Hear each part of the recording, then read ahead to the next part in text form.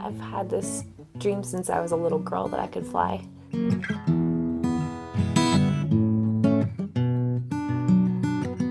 And I start flying by just taking a really deep inhale, and it lifts me up off the ground. And like I never wanted to go back. And I always just kind of went through my life figuring that someday I would get the opportunity to learn to fly.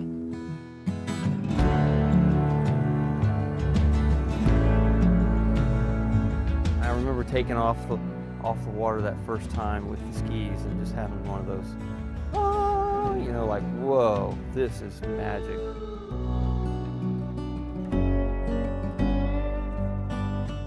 I can remember just thinking, oh my God, this is the coolest thing anybody's ever done, and I'm doing it. I guess that's really my principal motivation for building the Wallaby Ranch in this whole scenario is to kind of accommodate my hobby of taking people up and turning other people on to flying. And you see the gliders sitting there, and you kind of hear the tug pilot going off and see people scurrying around and messing with their gliders. It's just got this really cool energy to it. It's a special place.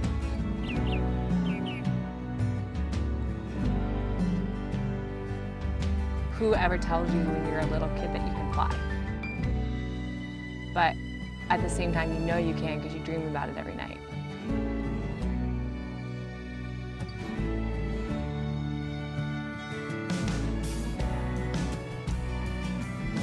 Okay. All right. We are off the ground. It's a neat feeling, isn't it?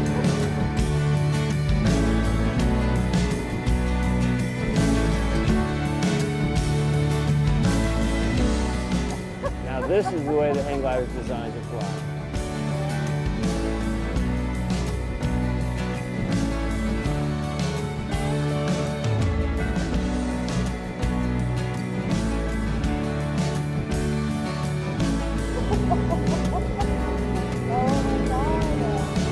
Let the bar back out.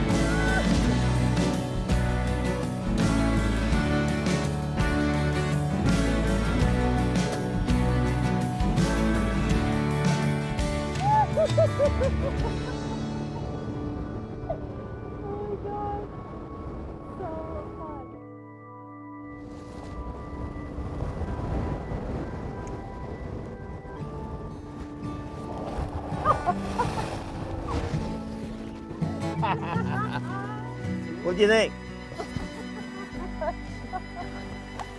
She's a giggler, man.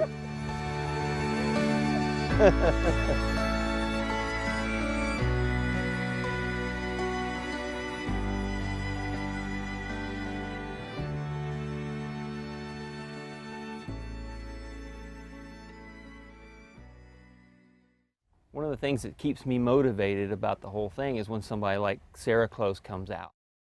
She's bam, drops everything, gets in the glider, and off she goes. No, no questions. She's ready to play. That girl is ready to play.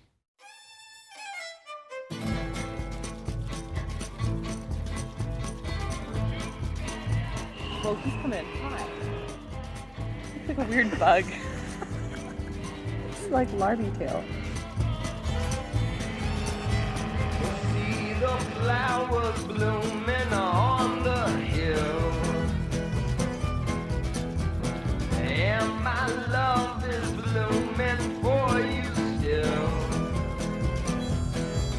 I can feel the fire burning in your heart. That's a star. Well, open up to me, my love. Took all of 8 minutes for this thing to get addicting for me, so.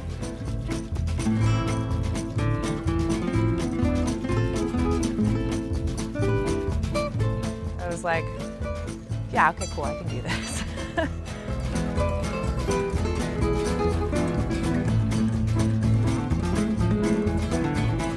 Glide number 6, I think, right now. We've been working on figure 8 formations for landing.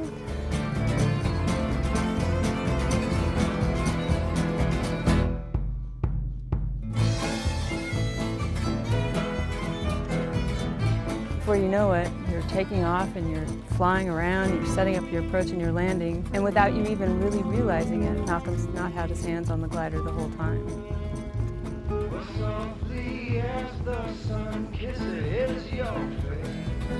Okay, baby, it's all you.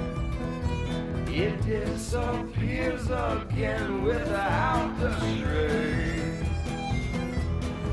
What you're trying to do is what you're doing, keeping his wheels right on the horizon and matching his flying rate. You are the bomb. You're a great student. So open up to me, my love. I want you to go back to the right 180 degrees. Okay, go. Now.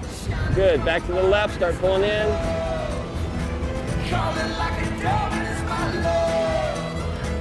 Shining from above, my love, my love. Level, fly straight. Well, open up to me, All the way out. my love.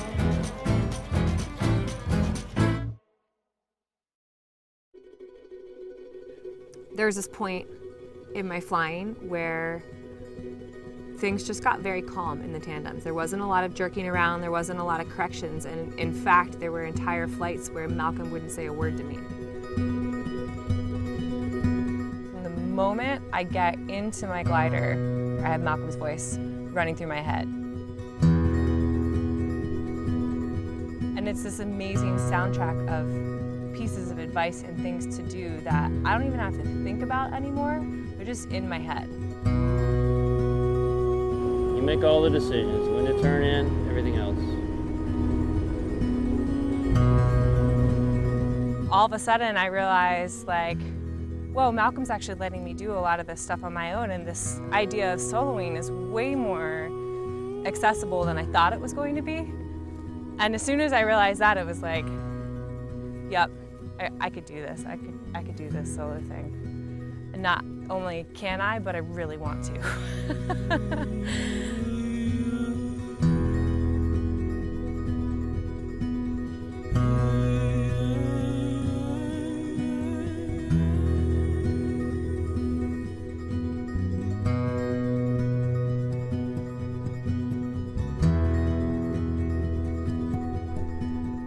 Once your student is doing everything without the help of the instructor, physically or verbally, they can go by themselves.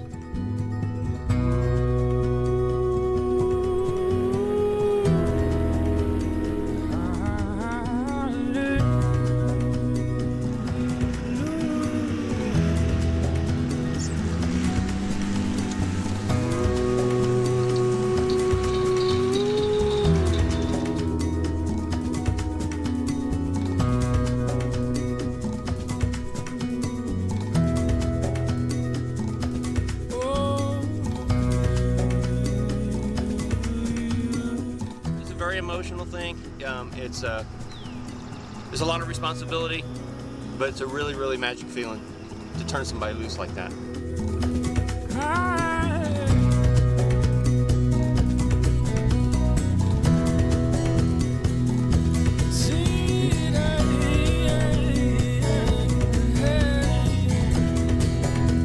It's especially gratifying when you see them slide into that runway right in the middle. First time they ever flew a hang glider by themselves. Aero tone to 2,500 feet. It's sweet. Magic. Crazy. Did you see my 360?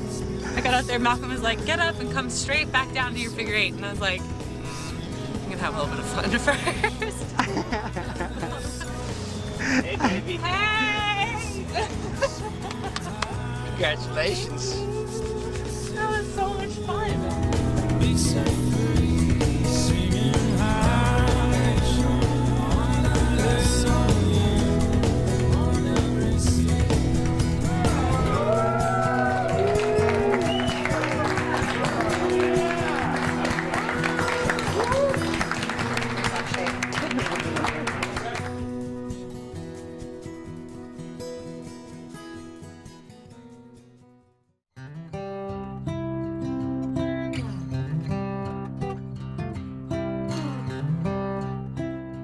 So when you first start flying here, they're really specific and cautious about making sure you go up in calm air. The afternoon time is when all the big boys get to go flying, because that's when the turbulent air is and that's when the thermals are kicking. Thermals are created when the sun heats up the ground and that air starts to rise. And they can ride that around until cloud base, which is where the thermal ends. It's where it forms into a cloud. I went and I did my morning solos and they went really well. And later on that afternoon, Malcolm popped his head into the house and said, "You want to go up?" So I got to go up for my first thermal, just like that.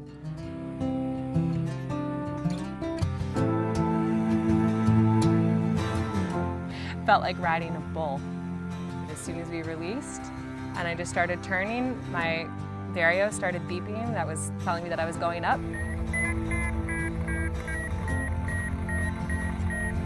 Just went up and up and up, all the way to 4,000 feet, just like that.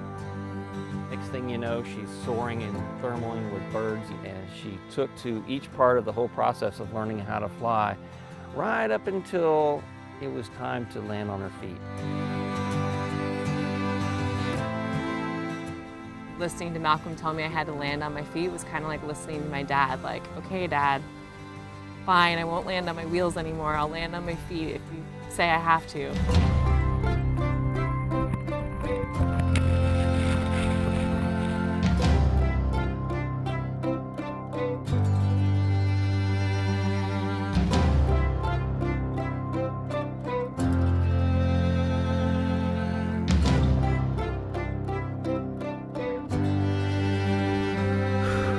This morning I woke up and it was the first thing I thought about was landing.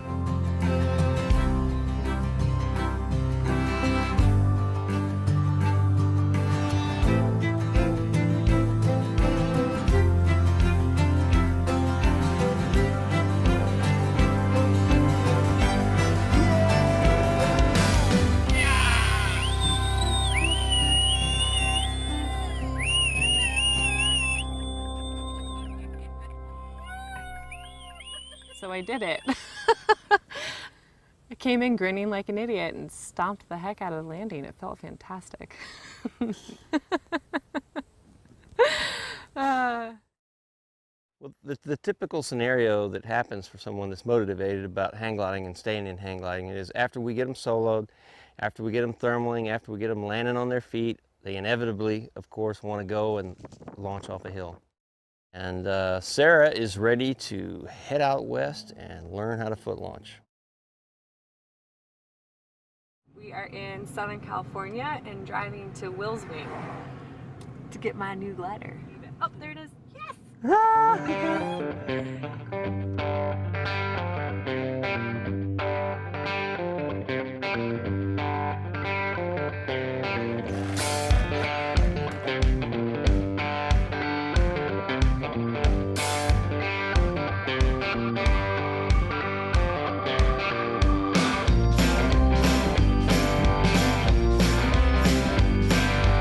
Welcome to Montana. I'm still learning to get this.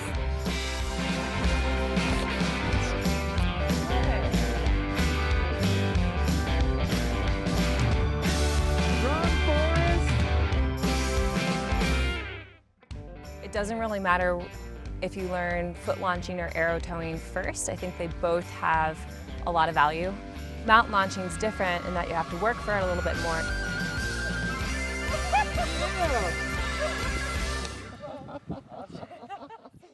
Jeff Shapiro is kind of like samurai warrior meets Zen Buddhist meets falcon, all in one person. Look at the trees. Feel the wind in your face or on your arm or in your back. Big strides, light touch, eyes forward. Everything feels good. There's nothing in your head saying, no, this isn't right. Patience.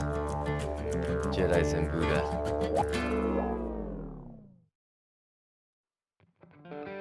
You start at the training hill, you start running around on flat ground just to learn how to handle the glider, and then you start moving slowly up the hill.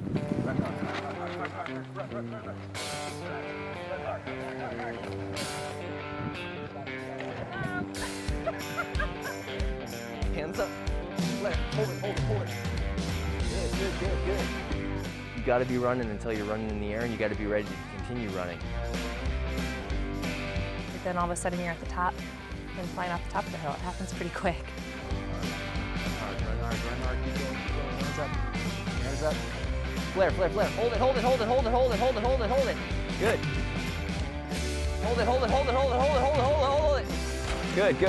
Good. You okay? Whoa! Hold it.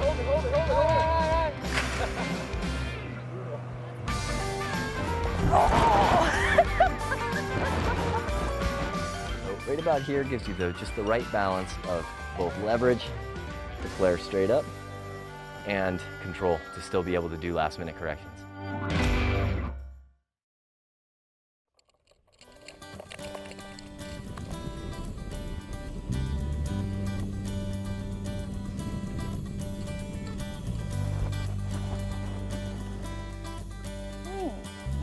Yeah. Looking at the Tarkio launch from the bottom was terrifying. Holy shit. You know that you have to be on. You're the only person who's responsible for the action you're about to take.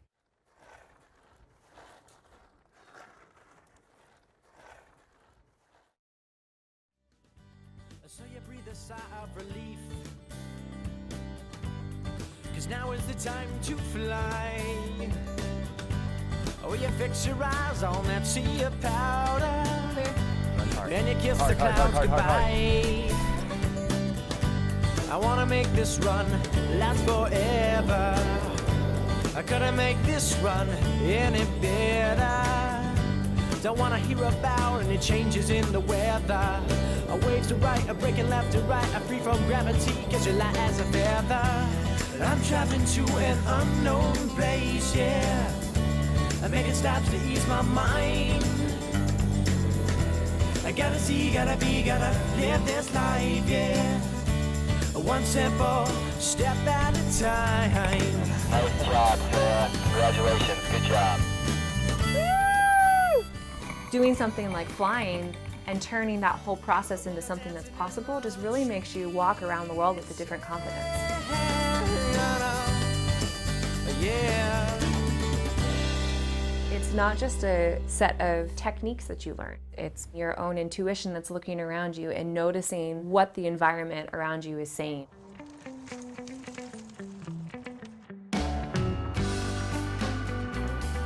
It's one of the things that I have done in my life that has so quickly tuned me into my surroundings. As someone who's coming into it, who doesn't really have strong wings yet, I think I'm always amazed at how nurturing everybody is.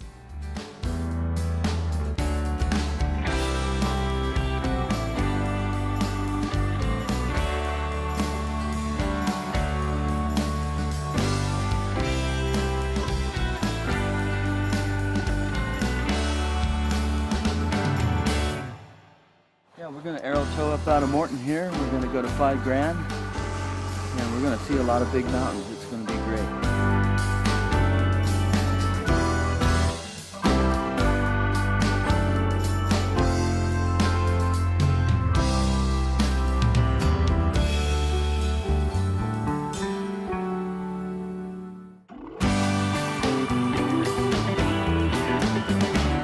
Dog Mountain was the coolest, you know? Flying off there and catching this ridge lift and soaring around was amazing. And now I'm eye to eye with one of the biggest mountains in America. Closing in on happiness till my thoughts turn the other way.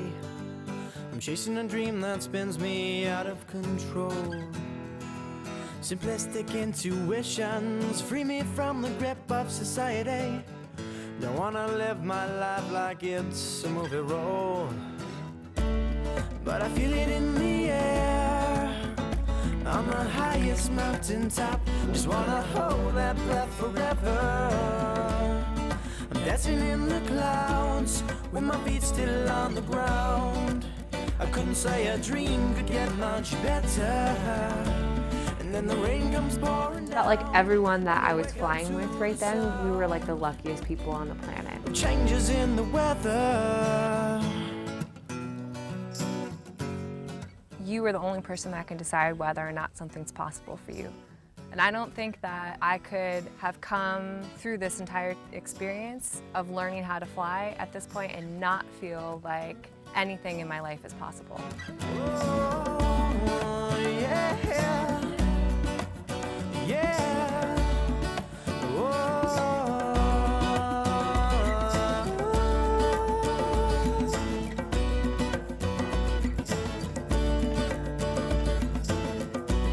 When the lights have all gone out, thoughts of the day get tossed about. The images you see become a false reality, and your dreams become the picture, and those pictures fit together. Flashing scenes of highest hopes, the things you can remember. Running towards the water, the silence feels the